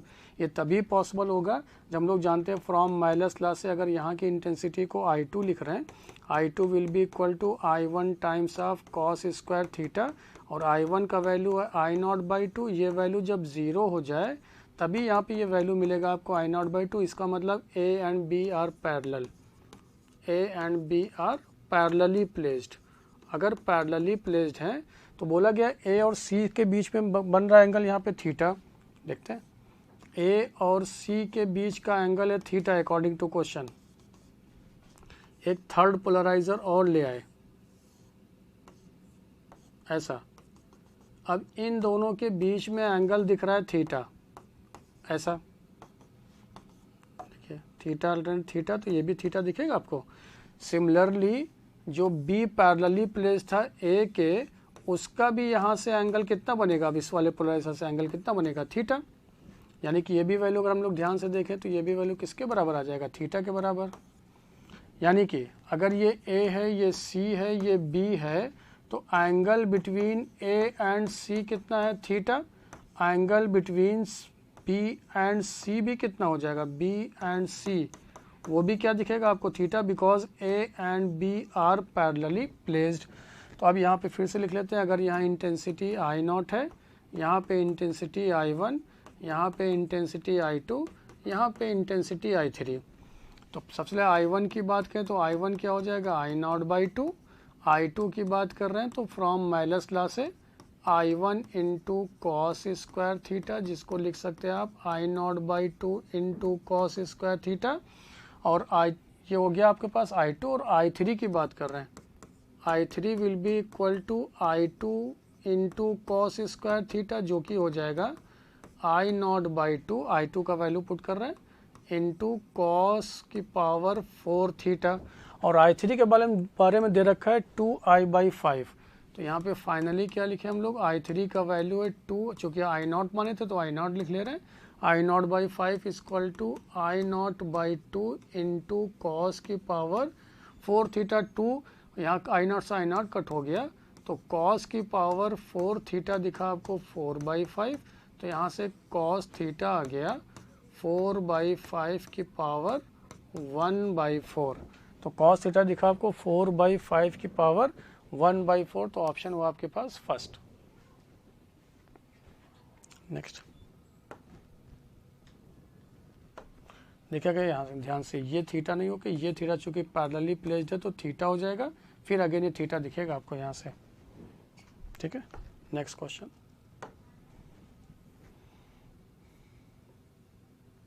Question number 26. Statement based. First is for a planet, if the ratio of mass of the planet to its radius increases, the escape velocity from the planet also increases.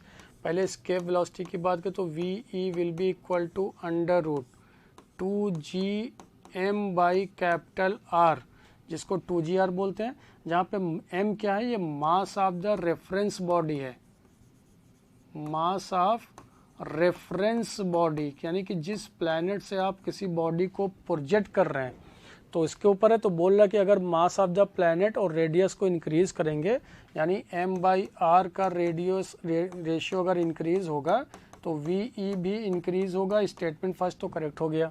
Second, escape velocity is independent of mass of the planet, तो गलत हो रहा है। ये मास of the planet के ऊपर ही depend करता है, रेफरेंस बॉडी के मास से इंडिपेंडेंट होता है। इसका मतलब statement 1 is correct but statement second is incorrect. तो ऑप्शन आपको दिखा यहाँ पे 4। Next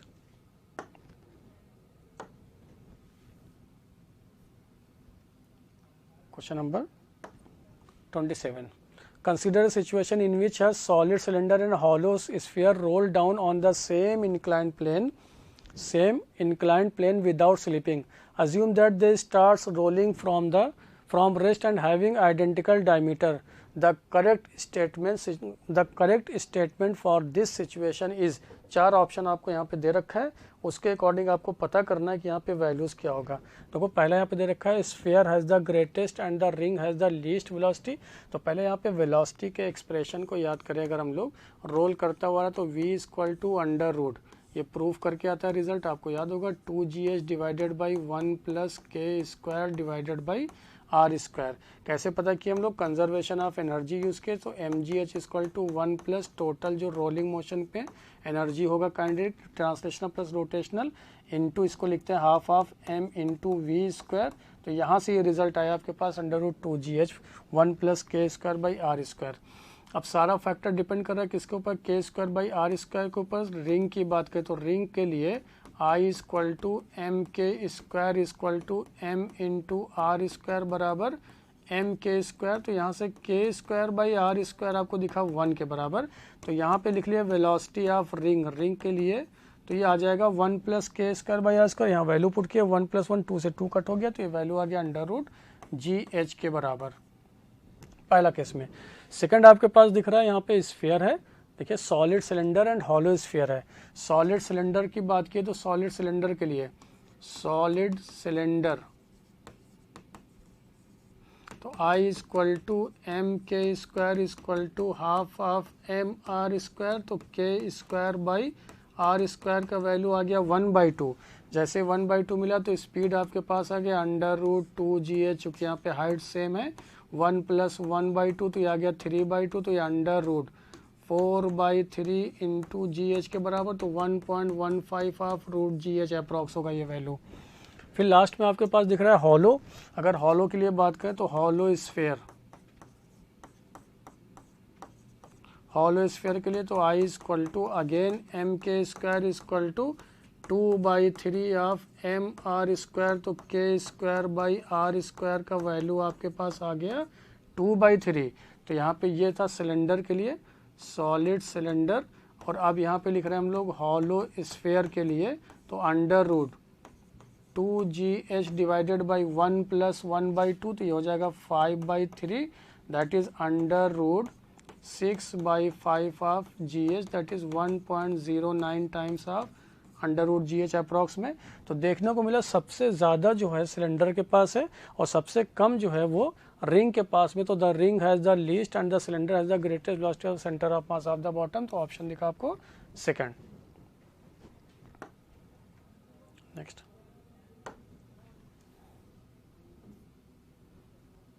now next question number 28. A body rolls down on an inclined plane without slipping. The kinetic energy of rotation is 40% of its translational kinetic energy the body is। देखिए क्या बोला कि rotational kinetic energy जो है, rotational kinetic energy 40% है of translational kinetic energy के। तो rotational को जानते हैं K square divided by R square, radius of gyration के टर्म में लिख रहे हैं। Translational will be equal to, ये हो गया 2/5 ऑफ के ट्रांसलेशनल, ट्रांसलेशनल कट हो गया, तो आया रिजल्ट आपके पास K square by R square equal to 2/5, जो कि होता है किसका है, सॉलिड स्फीयर का। तो रिजल्ट आपको दिखा यहाँ पे solid sphere, that is option 3। Next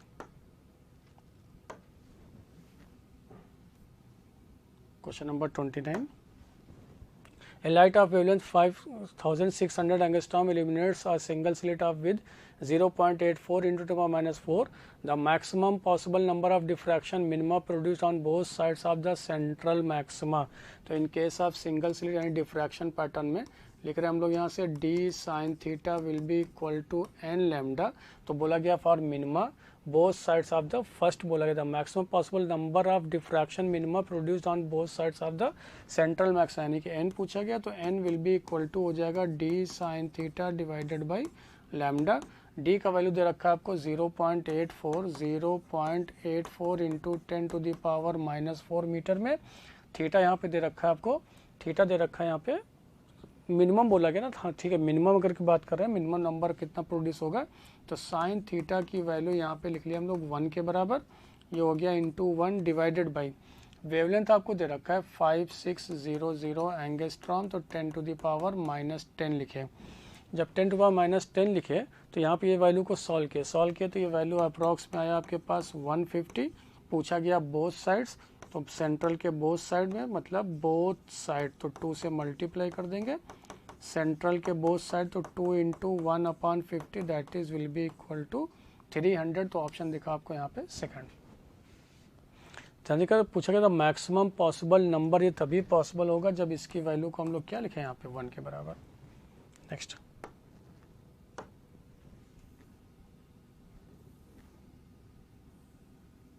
question number 30।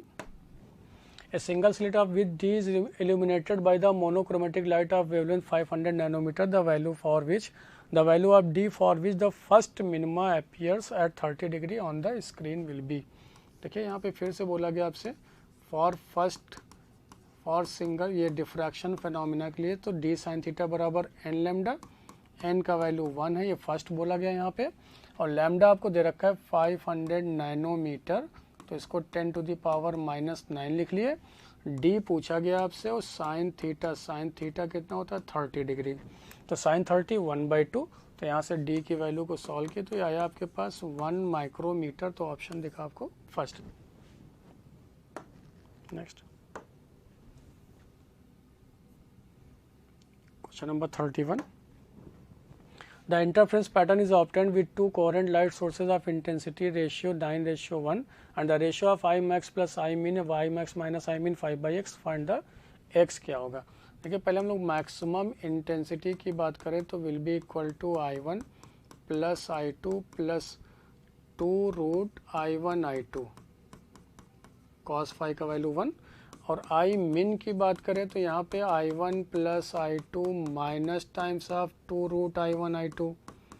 Again यहाँ पे आप देखेंगे तो cos फाई का वैल्यू -1, दोनों को ऐड कर लिए, I मैक्स प्लस I मिन दोनों को ऐड किए तो ये कट हो गया, तो 2 टाइम्स मिला आपको I1 प्लस I2 के बराबर, दोनों को माइनस किए I मैक्स माइनस I मिन, माइनस किए तो ये कट हो गया, ये ऐड होकर कितना गया 4 times of √I1 into I2, दोनों को माइनस किए तो ये रिजल्ट आया, दोनों को ऐड किए तो ये रिजल्ट दिखा आपको। तो पूछा गया यहाँ पे इन दोनों को डिवाइड कर देते हैं, जैसे ही डिवाइड किए तो मिला आपको ये वैल्यू डिवाइड करने पे I मैक्स प्लस I मिन divided by I max minus I मिन विल बी इक्वल टू, ये आ गया 2 से ये 4 कट हो गया, तो ये I2 कॉमन ले लेते हैं, तो बचा क्या आपके पास I1 by I2 plus 1 divided by यहाँ पे 2 आ गया, और ये बचा आपके पास √I1 I2। ऐसा इसलिए क्योंकि I1 I2 का रेशियो आपको दे रखा है 9:1, तो यहाँ पे ये वैल्यू पुट किए, I2 को नीचे ले आए, तो क्या इसको 9:1, तो ये 9 प्लस 1 लिख सकते हैं डिवाइडेड बाई 2, और ये नीचे आने के बाद I2, तो क्या इसको I1 बाई I2 लिख सकते हैं, जिसका वैल्यू हो जाएगा 9 से बाहर हो गया तो ये हो गया 3, तो ये दिखा आपको 10 डिवाइडेड बाई 2 इंटू 3, बिकॉज ये I1 बाई I2 भी आपको दे रखा है 9, तो ये आ गया आपके पास 5/3। कंपेयर किए तो x का वैल्यू आ गया यहाँ से 3 के बराबर, तो ऑप्शन दिखा आपको यहाँ पे second. Next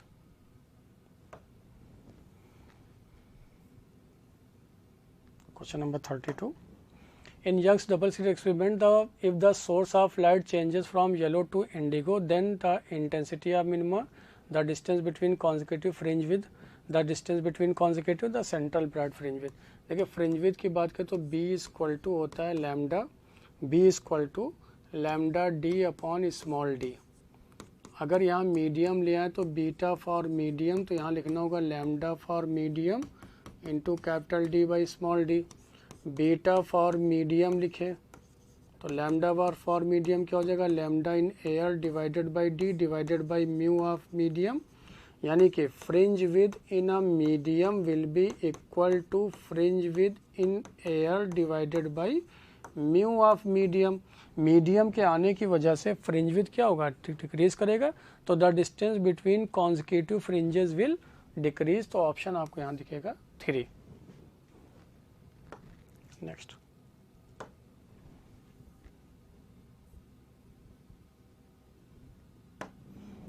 Question number 33. Formation of real image using a biconvex lens is shown here. If the whole setup is immersed in water 4/3 without disturbing the object and the screen portion, what will one observed on the screen? देखिए हम लोग जानते हैं कि यहाँ पे lens formula, lens maker formula, तो 1/f is equal to mu of lens divided by mu of medium -1, जिसको mu relative, 1/r1 minus 1/r2। जब कोई मीडियम नहीं था तो पहले हम लोग लिख रहे हैं यहाँ पे focal length in air, glass का बना हुआ, तो 3/2 -1 times of 1/r1 minus 1/r2 लिख लेते हैं। तो ये वैल्यू कितना आ गया, 1 focal length in air will be equal to 1/2 times 1/r1 minus 1/r2। Now अब मीडियम ले आते हैं। जैसे ही मीडियम यानी वाटर को इंट्रोड्यूस करा है तब उस केस में फोकल लेंथ क्या हो जाएगा, फोकल लेंथ इन वाटर लिखे। तो यहाँ पे म्यू ऑफ लेंस है 3/2, मीडियम है आपके पास 4/3 -1, रेस्ट यहाँ पे remain same 1/r1 minus 1/r2। ये वैल्यू हो गया 9/8 -1, तो यानी 1/8 times of 1/r1 minus 1/r2, 1/f water, दोनों को डिवाइड कर दिए। तो यहाँ से क्या दिखा कि f ऑफ वाटर 4 टाइम्स हो गया f of air. Now focal length जो है वो इंक्रीज कर गया। फोकल लेंथ अगर इंक्रीज किया तो इमेज जो होगा वो बियॉन्ड द स्क्रीन बनेगा, और स्क्रीन पे अगर कोई मैन देखना चाहता है तो उसको इमेज डिसअपियर दिखेगा। तो ऑप्शन आया आपके पास सेकंड, क्योंकि इमेज फॉर्म होगा स्क्रीन के आउटसाइड में, उस साइड में। नेक्स्ट,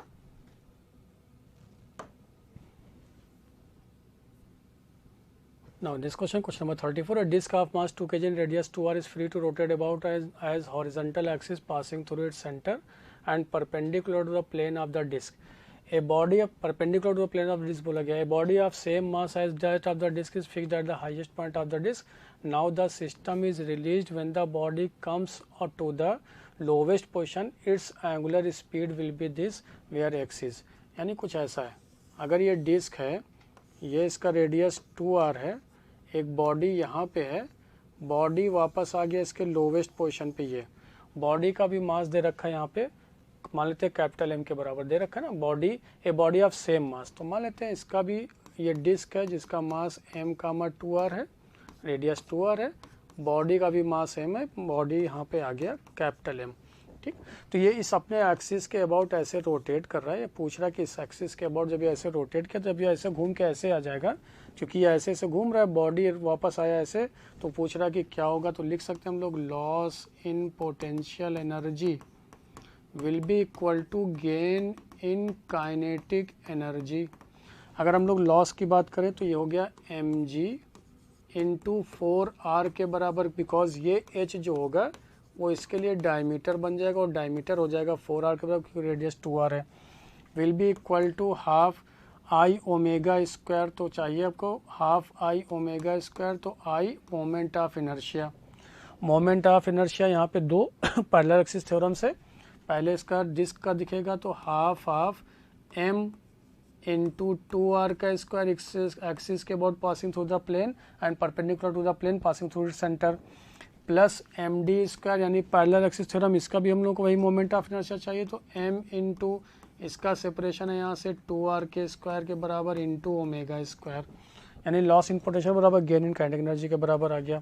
फिर देखिए यहाँ से m कट होता चला गया, तो ये मिला आपको 4 into G into R will be equal to, इसको यहाँ पे लिख लेते हैं एक बार हाफ, ये आ गया 4r स्क्वायर बाई 2 किए तो ये आ गया 2r स्क्वायर, और प्लस यहाँ से आपको दिखा 4r स्क्वायर के बराबर इंटू ओमेगा स्क्वायर, तो हो गया 6r स्क्वायर, यहाँ से 3 बचा, तो 4 into G into R will be equal to, ये हो गया 6r और 2 से कट हो गया तो 3r square into omega square, r से एक r भी कट हो गया, तो ओमेगा आपके पास आ गया under root 4g divided by 3r, 4 को बाहर लिख सकते हैं तो अंडर रूट जी का वैल्यू हो गया 10 डिवाइडेड बाई 3r, कंपेयर किए इसको 2 अंडर रूट एक्स, तो x यहाँ से आपको दिखा 10 के बराबर, तो ऑप्शन आ गया आपके पास यहाँ पे 4।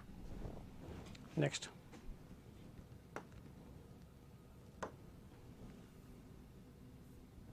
Question number 35. Four identical discs each of mass 2m and diameter 2r are arranged in a small plane as shown in figure.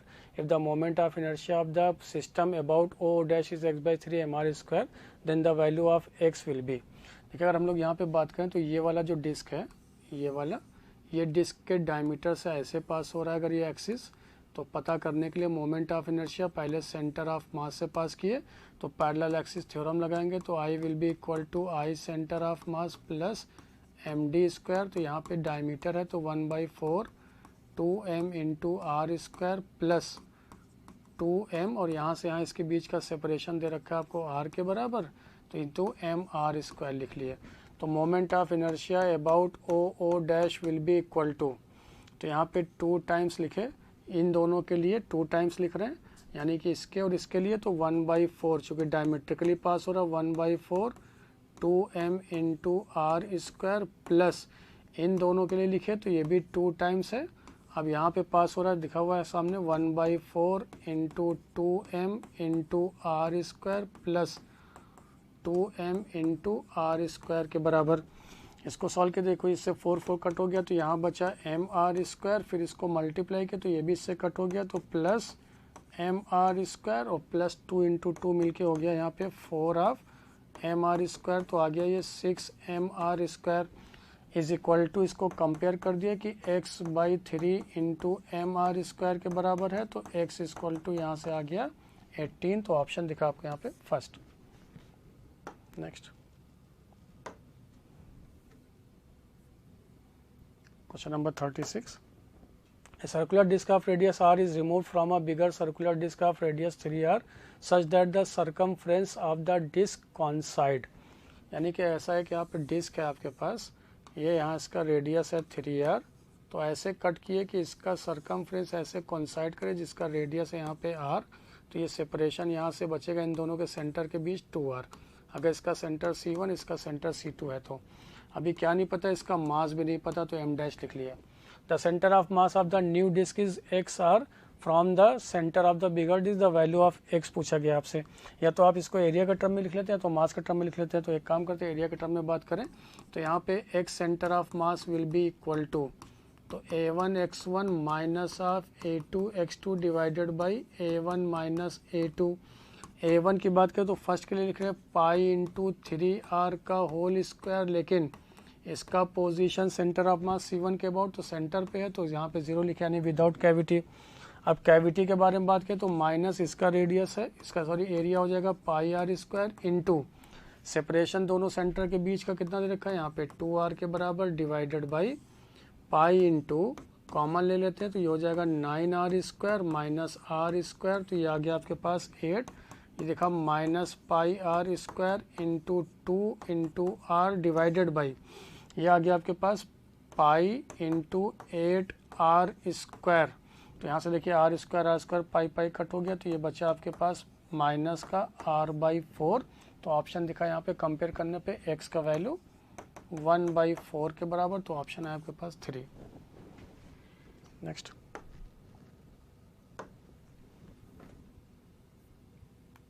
Question number 37. Least है moment of inertia of a solid sphere of radius R about any tangent. देखिए any tangent की बात किया गया, solid sphere है ऐसे, इसके about पूछ रहा है, इसको ए बोल दिया, ये सेंटर ऑफ मास के अबाउट है तो moment of inertia about A will be equal to I centre of mass plus M R square, जिसको एम डी स्क्वायर बोलते हैं, that is 2/5 of M R square plus M R square that is 7/5 of M R square. तो first का होना चाहिए second, तो first का यहाँ पे हो गया सेकंड के बराबर ऐसे.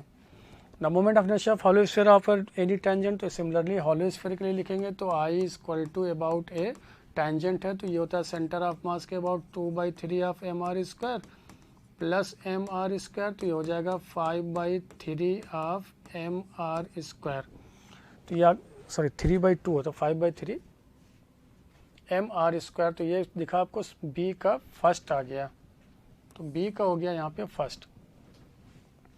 सिमिलरली सी की बात करें तो ये आपको मिलेगा moment of inertia of circular ring of radius about its diameter. तो अगेन यहाँ पे डायमीटर के लिए बात किया गया तो ये हो जाएगा डायमीटर के लिए I D will be equal to half of M R square, तो सी का यहाँ पे दिखा आपको फोर्थ, तो सी का आ गया फोर्थ। सिमिलरली डिस्क का हो जाएगा, इसका आ जाएगा थर्ड। तो दिख रहा है हम लोग को यहाँ पे ए का हो गया सेकंड, ए का सेकंड यहाँ दिखा, बी का फर्स्ट, सी का फोर्थ एंड डी का, तो ऑप्शन आपको दिखा यहाँ पे second. Next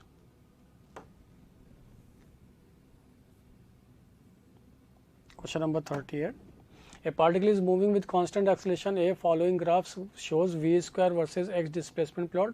The acceleration of the particle is, ध्यान दे तो क्या ये y equal to M X plus C format में लिखा हुआ है, तो y की जगह पे आपके पास v स्क्वायर, स्लोप यहाँ देख लेंगे x एक्सिस है, प्लस इंटरसेप्ट आपको दे रखा है यहाँ पे 20 के बराबर। स्लोप के लिए बात करें तो यहाँ पे ये स्लोप दिखेगा tan थीटा, तो tan theta will be equal to m।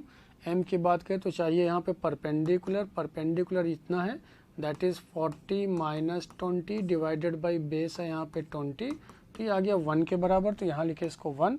अगर इसको डिफ्रेंशिएट करें विद रिस्पेक्ट टू x तो 2v into D V by D X will be equal to, यहाँ पे x की वैल्यू 1 हो गया, तो यहाँ पे v D V by D X यही एक्सलेशन होता है, acceleration will be equal to 1/2, 1/2 का मतलब 0.5 मीटर पर सेकंड स्क्वायर, तो ऑप्शन आपको दिखा यहाँ से 4।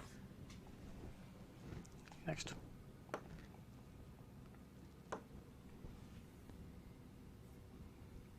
Question number 39।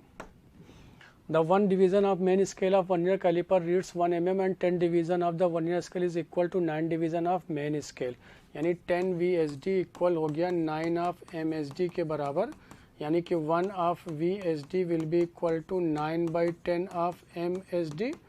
तुरंत यहाँ से लीस्ट काउंट पहले पता कर लेते हैं, तो least count will be equal to 1 MSD minus 1 of VSD, value put के तो 1/10 ऑफ MSD के बराबर आ गया लीस्ट काउंट। जहाँ पे 1 division of the main scale 1 mm को रिस्पॉन्ड कर रहा है, तो इसकी वैल्यू पुट कर दिया 1/10, ये हो गया 1 mm के बराबर, तो 1 mm यानी कि ये आ गया आपके पास 0.1 mm के बराबर, या फिर 0.01, ये हो जाएगा सेंटीमीटर, या फिर 10 टू द पावर -4 मीटर भी लिख सकते हैं आप यहाँ से। आगे बढ़े यहाँ पे, when the two jaws of the instrument touch each other the zero of the vernier lies to the right of the zero of the main scale and its sixth division. जैसे ही राइट आ गया तो error यहाँ पे दिखेगा, error कैसा हो जाएगा आपके पास पॉजिटिव, और तो एरर की यहाँ पे लिमिट कैसे लिखा करेंगे, एरर लिमिट, लिमिट का मतलब इसकी रीडिंग चाहिए, एक्चुअल में एरर की रीडिंग की बात करें ना कि लिमिट। देखिए यहाँ पे रीडिंग फिर से लिख ले रहा है, एरर रीडिंग, चूँकि यहाँ पे डिवीज़न दे रखा है 6 है, इसको लीस्ट काउंट से मल्टीप्लाई करेंगे तब इसका रीडिंग मिलेगा, और एरर पॉजिटिव है तो हम लोग जब डायमीटर लिखेंगे तो वहाँ पे negative. The main scale when A spherical Bob is tightly placed between the two jaws the zero of the vernier scale lies in between 3.6 से लेकर 3.7 centimetre and fourth vernier scale division coincide with the main scale with the diameter of the Bob. तो diameter की बात करें तो formula लिखेंगे main scale reading plus vernier scale reading multiplied by least count. Error है positive तो यहाँ लिखेंगे नेगेटिव, और यहाँ पे लिख रहे हैं error reading will be equal to MSR, तो 3.6 सेंटीमीटर है तो 3.6 लिखे, प्लस वर्नियर स्केल डिवीजन यहाँ दे रखा है आपको 4th है, ये 4th वर्नियर स्केल, तो यहाँ पे 4 से मल्टीप्लाई किए, और लीस्ट काउंट का वैल्यू यहाँ से मिला आपको 0.01 सेंटीमीटर, माइनस ये वैल्यू आपके पास 6 इंटू लीस्ट काउंट है 0.01 सेंटीमीटर, तो सॉल्व किए तो ये वैल्यू आ गया आपके पास 3.58 सेंटीमीटर, तो ऑप्शन हो गया आपके पास यहाँ पे 3। Next question number 40। A block of mass m placed inside a box descend vertically with the acceleration a. The block exert a force equal to 3/4 of its weight on the floor of the box. The value of a is. तो अगर box यहाँ पे रखा हुआ quantity में तो क्या लिखेंगे आप, n माइनस mg बराबर ma, तो यहाँ से n की वैल्यू दे रखा है आपको 3/4 हाफ, चूँकि यहाँ पे डाउनवर्ड डायरेक्शन में जा रहा है, तो डाउनवर्ड डायरेक्शन में जा रहा है तो आप यहाँ से फिर से लिख सकते थे ऐसे कुछ, देखिए इसको ऐसे भी लिख सकते थे डाउनवर्ड डायरेक्शन में, चूँकि डाउनवर्ड डायरेक्शन में जा रहा है तो mg बड़ा होगा माइनस n से will be equal to ma, तो mg माइनस n का वैल्यू 3/4 ऑफ इट्स वेट, तो 3/4 of its weight will be equal to m into A, तो ये आ गया 1/4 of mg will be equal to ma, तो m से m कट हो गया, तो a आ गया आपके पास g/4 के बराबर, तो ऑप्शन आपको दिखा यहाँ पे फर्स्ट। नेक्स्ट,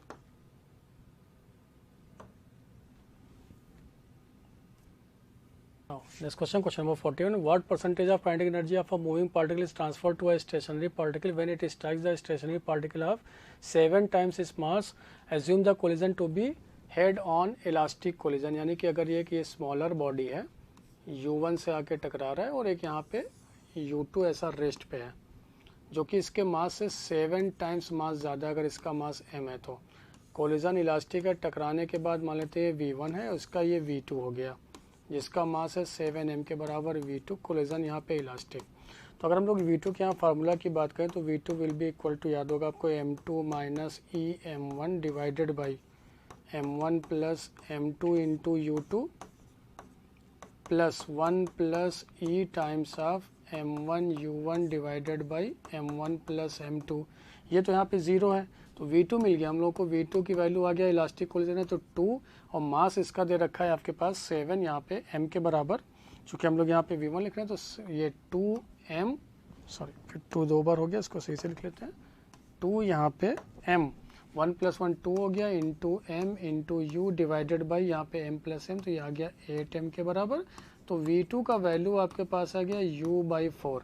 जैसे ही मिला तो काइनेटिक एनर्जी फाइनल आप लिख लिया हाफ ऑफ m, यानी मास है इसका 7m into you square divided by 16, तो ये आ गया 7mu square divided by 32 k final. और जबकि k इनिशियल आपको दे रखा था, k इनिशियल आपके पास है, ये कोलाइडिंग बॉडी था, half of m into you square, तो पूछा कितना परसेंटेज, तो परसेंटेज ऑफ ट्रांसफर, तो k final divided by k initial. Remember percentage transfer की बात कर रहा है ना कि लॉस की बात कर, जो हम लोग k final minus k initial लिखेंगे। तो ये वैल्यू आपके पास आ गया 7 of mu square divided by 16, sorry divided by 32, divided by 32 है, ये फिर से लिख ले रहा है इसको, डिवाइडेड बाई 32 इंटू ये वैल्यू दे रखा है half of m into you square into 100, ये वैल्यू mu से mu कट हो गया, तो ये 7/16 इंटू 100 दिखा, जिसका वैल्यू आ गया 43.75%, तो ऑप्शन दिखा आपको यहाँ से 4। Next,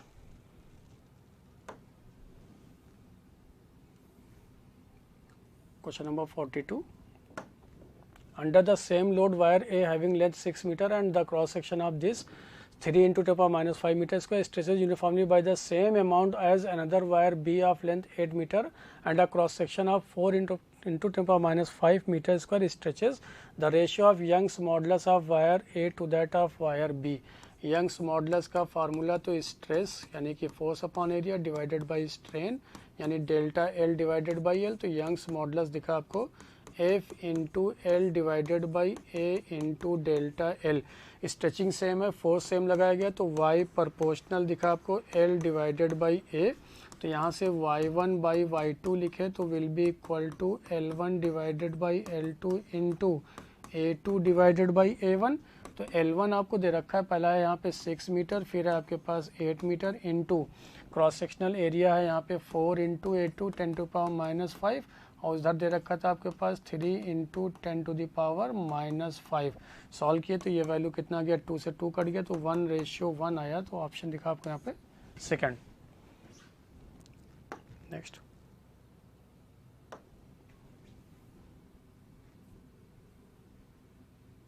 now this question number 43. A hollow spherical shell of outer radius capital R float just submerged under the water surface. The inner radius of shell is smaller if the specific gravity of the shell material is 64/37 with respect to the water. The value of R is, देखिए क्या बोला गया कि submerged होके ऐसे चल रहा है, यहाँ पे सबमर्ज्ड होके ये फ्लोट कर रहा है एक्चुअल पे, ऐसे देखिए ये यहाँ से फ्लोट कर रहा है, जिसका इनर रेडियस है स्मॉल आर, मान लेते हैं इसका इनर रेडियस, और आउटर रेडियस है यहाँ पे कैपिटल आर के बराबर।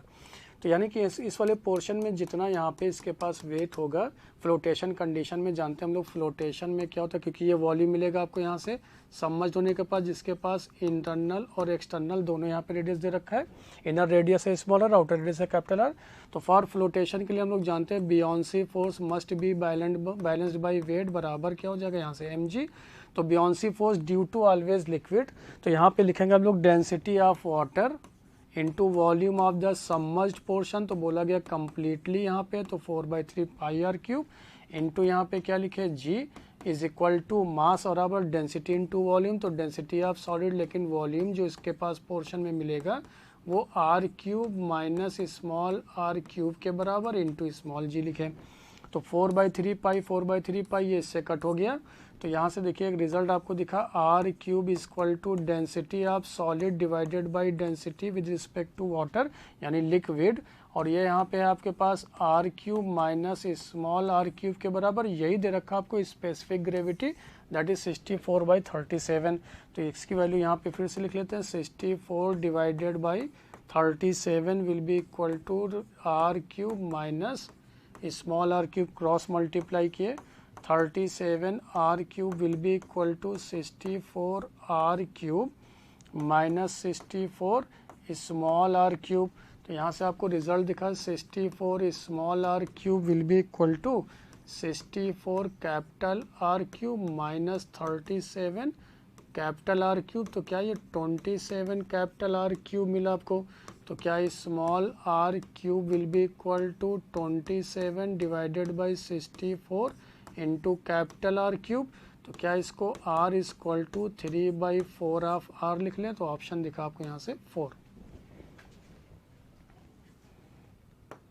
Next question number 44, a liquid of density 600 kg per meter cube flows smoothly through a horizontal pipe that tapers in a cross sectional area from A1 this 3 × 10⁻² meter square and A2 है A1/2। The pressure difference between the wide and the narrow section of the pipe is 8100 pascal. The rate of flow of liquid to from Bernoulli's theorem P1 plus चूँकि horizontal बोला गया तो height नहीं होगा, तो half of ρ1 V1 square will be equal to P2 plus half of rho into V2 square, यानी कि P1 minus P2 will be equal to half of rho times of V2 square minus V1 square. सारी values दे रखा है यहाँ पे 8100 into 2 से multiply किया डिवाइडेड बाई डेंसिटी आपको दे रखा है 600 will be equal to V2 square minus V1 square. तो यहाँ से V2 square minus V1 square का वैल्यू आ गया आपके पास 27।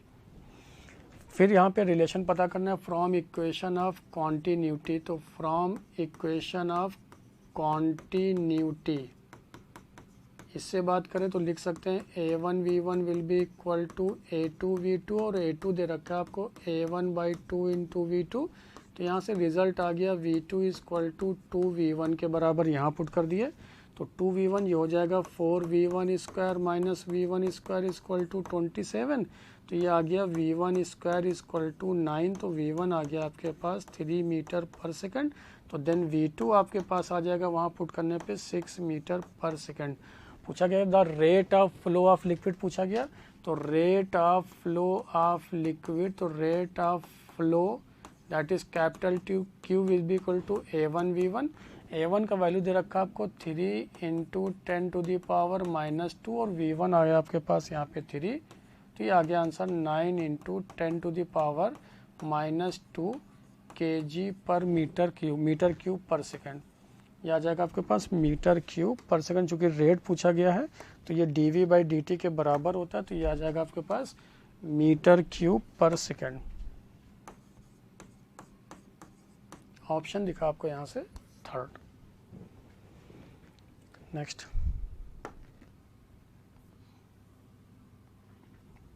Question number 45, The potential energy of a 1 kg particle free to move along the x-axis given by Vx equal to x square x to power 6 by 6 minus x power 4 by 4 joule.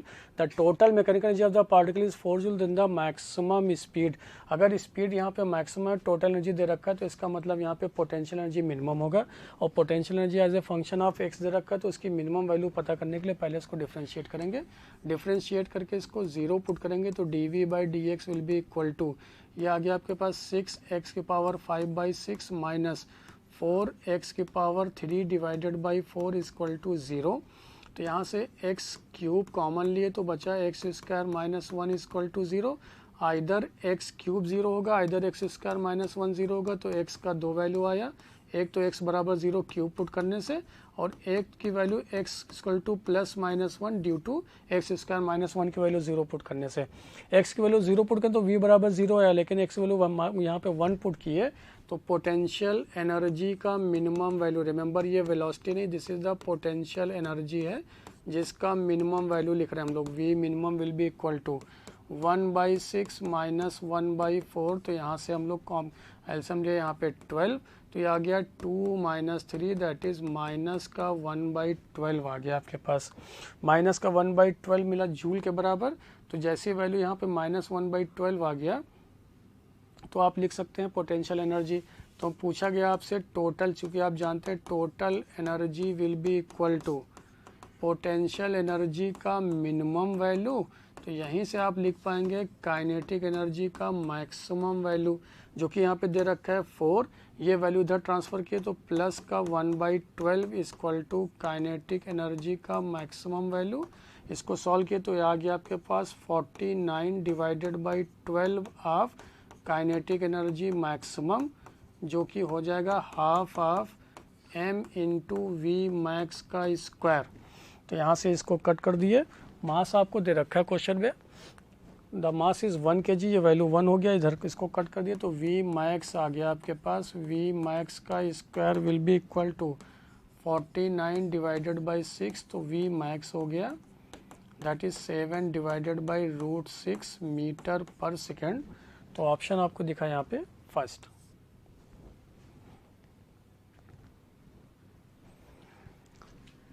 तो ये था आज आपका discussion AITS flashback second का. Thank you so much.